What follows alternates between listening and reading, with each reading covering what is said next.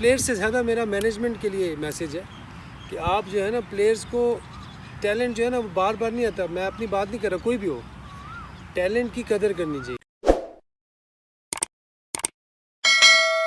अस्सलाम वालेकुम जी, welcome to front foot with Yasir Mir. सब जितने भी व्यूअर्स हैं, क्रिकेट लवर्स हैं, उनको मेरा हमारा सलाम।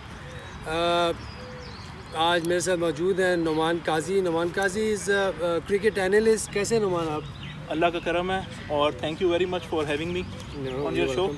और बिल्कुल जैसे कि आपने कहा कि बहुत सी ऐसी बातें ना सिर्फ मेरे माइंड में बल्कि ऑलमोस्ट उस पूरी जनरेशन के माइंड में है जिसने आपका कैरियर स्टार्ट से देखा। तो वो बातें कुछ मैं आपसे पूछना चाह रहा हूँ कि हमारे व्यूअर्स भी वो बातें सुने और जाने और उनसे सीखें भी, उनको सीखने का भी मौका मिले। तो पहले तो आप मुझे ये बताएं कि जिस तरह से आपका कैरियर स्टार्ट हुआ 2003 में आप आए, बड़े आपने धुआंधार आपने एंट्री की क्रिकेट में, आपने नेशनल स्टेडियम में बैक टू बैक 100s किए और आप सिर्फ सेकंड प्लेयर थे जिसने ये वाली फीट अचीव की उस वक्त। और उसके बाद भी आपने बड़ा शानदार आपका रिकॉर्ड रहा उसी साल में 2003 में आपने न्यूजीलैंड के अगेंस्ट इमरान फरद के साथ लगातार 4 सेंचुरी ओपनिंग स्टैंड्स किए। और उसके बाद भी आपकी परफॉर्मेंसेज ऑलमोस्ट अच्छी रही। आपने सिडनी में भी हाफ सेंचुरीज की ऑस्ट्रेलिया के अगेंस्ट टेस्ट मैच में। तो 2007 में आपने जयपुर में अपना आखिरी मैच खेला इंडिया के अगेंस्ट और फिर 2010 में आपका एक मिनी कमबैक हुआ। तो क्या वजह है कि मतलब ये एकदम से जो आपके एक हम कहेंगे कि आप सीन से आउट हो गए, यानी कि 25 टेस्ट मैचेस और 56 ODIs आपने खेले। अब आप जब उसको विद हाइंडसाइट आप देखते हैं उस वक्त को, तो आप क्या सोचते हैं कि यार कहाँ पे कुछ आपसे कोई गलती हुई, आपसे कोई कोताही हुई या कुछ ऐसी चीज़ जो सिस्टम में थी जो कि आप बताएं और हमारे जो यंगस्टर्स हैं जिनमें आप जितना टैलेंट है, जिस तरह आप में टैलेंट था, तो वो कुछ सीख सकें इससे। तो क्या आप क्या कहना चाहेंगे इस बारे में?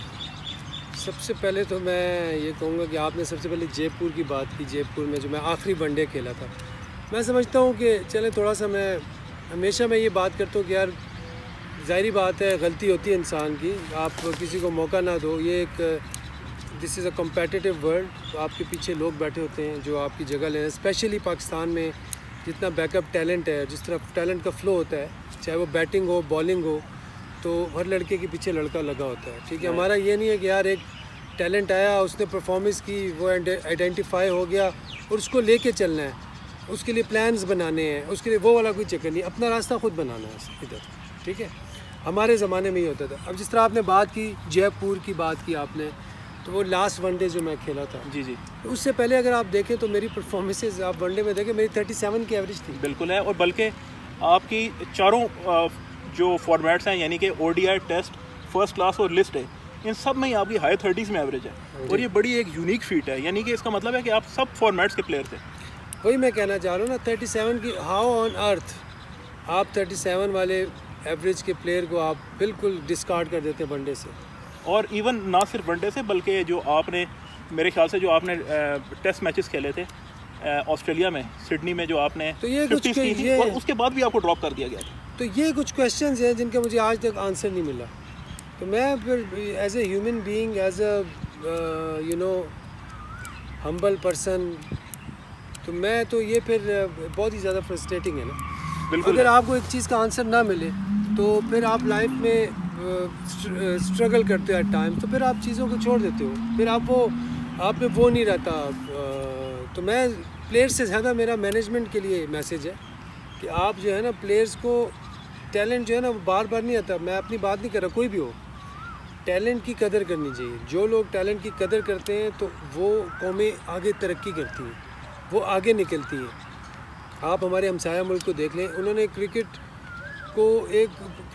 इतनी बड़ी इंडस्ट्री बन गई है कि वो बॉलीवुड से बड़ी इंडस्ट्री है। बिल्कुल है जी। ठीक है, क्योंकि उन्होंने अपने प्लेयर्स को, उन्होंने बेसिकली बॉलीवुड को भी इंटीग्रेट कर दिया अपनी क्रिकेट में। ठीक है, तो क्योंकि वो अपने जो एम्बेसडर्स हैं, अपने जो प्लेयर्स हैं, प्रोडक्ट है, उसका ख्याल रखते हैं। तो हमारे ज़माने में कुछ ये चीज़ें हुई हैं, कुछ कोताहियाँ हुई हैं हमारी मैनेजमेंट से। क्योंकि एक चीज़ ठीक है, पाकिस्तान खेलना एक बहुत बड़ा प्राइड है, लेकिन एक प्लेयर की भी एक स्टीम होती है ना, सेल्फ स्टीम होती है। जी। तो आप उसका भी ख्याल रखें, ठीक है ना। और अगर आप उसका आपको चाहिए कि आप उसका ख्याल रखें, उसको फील हो कि यार ये देखें प्लेयर को ये फील होना चाहिए कि यार ये मेरी सेल्फ स्टीम का ख्याल रख रहा है ये बंदा, ये मैनेजमेंट। तो ये कुछ चीज़ें हैं, मैं इस चीज़ पे मैं अभी कहता हूँ कि ये गलत हुई हैं, बट कुछ मेरी तरफ से भी हुई हैं। ज़ाहिर है जहाँ पे मुझे परफॉर्मेंस करना चाहिए था वहाँ पे मैं 100 एक्सपेक्ट किया था किसी टूर पे या वेस्ट इंडीज़ के टूर पे या साउथ अफ्रीका के टूर पे, मैं नहीं कर सका। तो वो भी मैंने भी चांस दिया कि मेरी जगह कोई रिप्लेसमेंट आए। ऐसे कई इंस्टेंसेस हुए, बल्कि जैसे कि अभी हमने बिल्कुल स्टार्ट में जिक्र किया है कि जब न्यूजीलैंड टूर ऑफ पाकिस्तान 2003 में था, जब आपने इमरान फरद के साथ लगातार 4 सेंचुरी के ओपनिंग स्टैंड्स किए, वहाँ पे भी मैं समझता हूँ हर इनिंग्स में आपके पास चांस था कि आप सेंचुरी करें, लेकिन आपने 5th मैच में आपने की सेंचुरी ज़रूर, लेकिन जो पहले 4 थे उनमें भी आप कर सकते थे। और बड़ा ज़बरदत बॉलिंग अटैक था न्यूजीलैंड का, क्रिस केन्स और जेकब बोरम थे उसमें, पॉल हिचकॉक थे और बड़ा एक स्ट्रॉन्ग क्रिस हैरिस भी थे।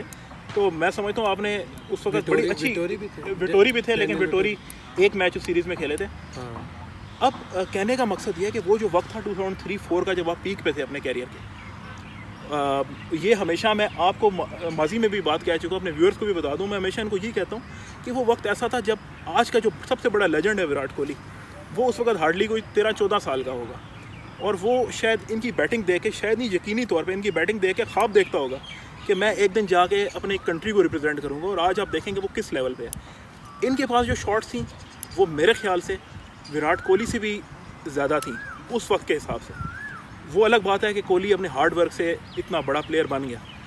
अब आपसे मैं ये सवाल पूछना चाहता हूँ कि जितना आपका कैलिबर था, जितना आपका टैलेंट था, आप समझते हैं कि जो आपकी हाई 30s में या मिड 30s में एवरेज थी, क्या वो उसको जस्टिस करती है? मेरे ख्याल से अगर आप मुझसे पूछें तो मैं तो ये समझता हूँ कि एटलीस्ट आपका किसी एक फॉर्मेट में 50 आपकी एवरेज टच करनी चाहिए थी। बिल्कुल सही। जिस तरह उस वक्त में मोहम्मद यूसुफ थे, उनकी एवरेज थी, यूनुस खान थे, ये भी हमारे लेजेंड्स थे। बिल्कुल। लेकिन आपकी जो कैटेगरी थी, जितनी आप कंसिस्टेंट थे और आप सिचुएशन के हिसाब से खेला करते थे, मैं ये समझता हूँ कि आपकी एवरेज बढ़ सकती थी। आपका इस बारे में क्या ख्याल है? देखिए, मैं ये समझता हूँ कि मैं जब शुरू में खेलता था ना, मैं अंडर 19 वगैरह मैं खेलता था नंबर 4। ठीक है। तो 4 नंबर पे मैं खेलता रहा हूँ, फिर मैं नंबर 3 खेला। ठीक है। नंबर 3 मैंने तकरीबन कोई फर्स्ट क्लास मैंने अपना शुरू सारा मैंने नंबर 3 खेला।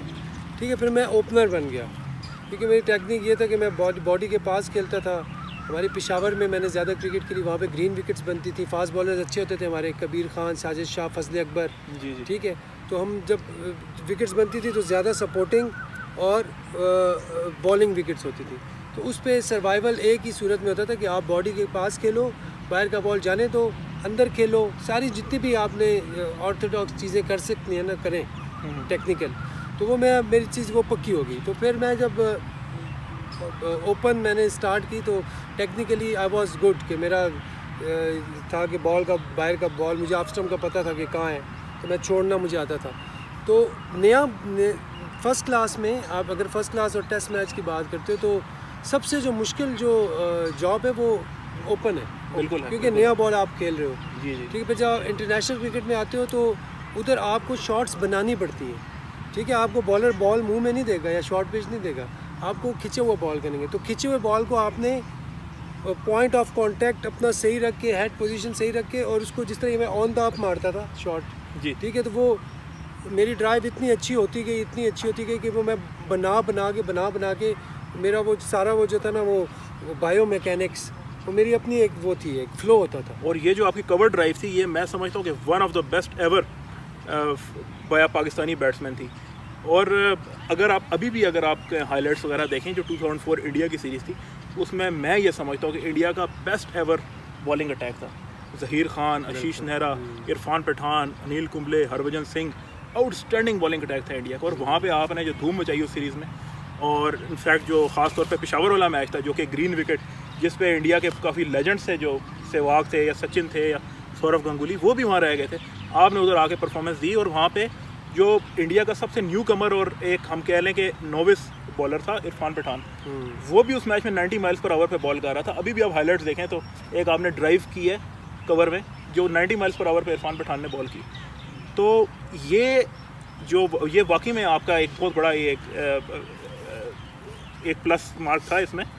लेकिन क्या आप ये समझते हैं कि आप जिस तरह भी आपने कहा कि आप ओपन करना एक मुश्किल जॉब है, तो क्या आप ये समझते हैं कि आपको 1 डाउन या 2 डाउन ही खिलाया जाता तो शायद वो बेहतर होता आपके कैरियर के लिए? एग्जैक्टली बिल्कुल मैं यही कहना चाह रहा हूँ, क्योंकि इंटरनेशनल क्रिकेट में नया बॉल सबसे मुश्किल था। एक तो बॉलर्स बहुत अच्छे थे, ठीक है, जगह पे बॉल करते थे, दोनों स्विंग करते थे, तो बाय द टाइम या तो हम सेट हो जाते या जल्दी आउट हो जाते थे। जी जी। तो मिडल ऑर्डर में ये होता था कि मिडल ऑर्डर जो भी खेला है तो वो उसको एक प्लेटफॉर्म बनाया मिल जाता था, ठीक है। फिर वहाँ पे सबसे इम्पॉर्टेंट चीज़ होती कि how you hold your self, how you pressure को किस तरह आप सस्टेन करते हो, बर्दाश्त करते हो उस वक्त की सिचुएशन को। तो वो हमारे मोहम्मद यूसुफ, यूनुस खान, इन्होंने बहुत ज़बरदस्त किया, और वो जो रोल उन्होंने प्ले किया, नो डाउट। बस देखें, हर बंदे की अपनी जगह होती है, तो उन्होंने वो उधर थे, हम इधर फिट हुए, ठीक है, तो उन्होंने वो अचीव किया, ठीक है, 10,000 किए, हमने भी चलो थोड़ा बहुत किया, टच किया, कुछ तो कुछ हाथ लगा के हम भी वापस आए। तो it doesn't matter, never mind, but ये होता है कि इंसान, मैं यही कहना चाहूँगा कि आपने जो बात की ना, आप क्या मैसेज देना चाहते हैं, तो हमेशा कभी भी आप ज़रूर ख्वाब देखो, ठीक है, डे ड्रीमिंग करो, सोचा करो कि यार मैंने क्या करना है। मैं अगर आप क्रिकेट खेलना चाहते हो, अपनी कंट्री को रिप्रेजेंट करना चाहते हो, तो इमेजिन किया करो, विजुअलाइज़ किया करो कि यार आप खेल रहे हो ग्राउंड में, ठीक है, आपने बल्ला उठाया, आपने 100 किया, अपने क्राउड को आपने वेव कर रहे हो, आपकी फैमिली बैठी है, आप उनको, मतलब ये स्टीम लेके आप हमेशा। एग्जैक्टली यही बात सचिन तेंदुलकर भी कर चुके हैं। मैंने उनके भी इंटरव्यू में ये बात सुनी, वो भी ये वाली बात के बड़े मैचेस से पहले स्लीपलेस नाइट्स हो जाना, और वो सोचते रहना मैच के बारे में, कि मैच में क्या करना है, और ख्वाब में भी देखते रहना, मतलब ये पैशन होता है। अब सचिन तेंदुलकर ने 10 साल तक ये प्रैक्टिस की है, मैं अगर खेलूँ मैं 2 साल तक ये चीज़ की है, ठीक है, जितने रन मैंने किए हैं। इसी तरह होता है कि आप जितना अपने, it all depend on your discipline, आप किस तरह, how discipline you are, this is very important कि आपको डिसिप्लिन का ख्याल रखना, अपनी timing, sleep is very important, good diet, कि आपका स्टमक जो है उसमें हेल्दी डाइट रहे। ये जितने भी स्पाइसेस वगैरह हैं, please try to avoid these spices, क्योंकि आपको आपके अंदर एक अजीब से वो कैफियत लाती हैं, कभी एंजाइटिक करती हैं, सिचुएशन से डरना शुरू हो जाओगे। तो अच्छी लाइट फूड लो, फ्रूट्स, सब्जियां, ठीक है, तो जितनी बड़ी सिचुएशन आएगी आप बड़ा इसमें लाइट फील करोगे, बड़ा इजी फील करोगे, आप इंजॉय करोगे उसको। तो इंशाल्लाह Noman, thank you very much, बहुत अच्छा लगा आपसे बात करके। It's been a pleasure being here on your show. नहीं, यू वेलकम, और इंशाल्लाह वी विल डू अगेन।